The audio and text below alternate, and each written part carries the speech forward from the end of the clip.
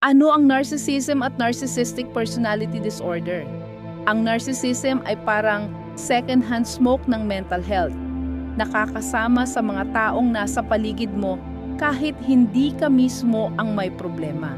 May pagkakaiba ang pagiging narcissistic sa narcissistic personality disorder, NPD. Para ma-diagnose ng NPD, kailangan may 5 symptoms sa siyam na nakalista.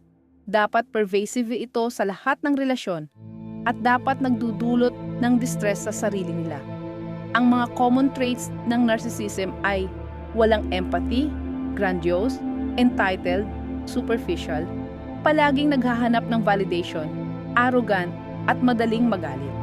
May 5 uri: malignant, pinaka-toxic, grandiose, classical, covert, parang depressed pero narcissistic pa rin, communal, gumagawa ng charity pero para sa sariling image, at benign, immature pero hindi masama. Ang root cause nito ay deep insecurity at walang stable sense of self. Umaasa sila sa iba para malaman kung sino sila.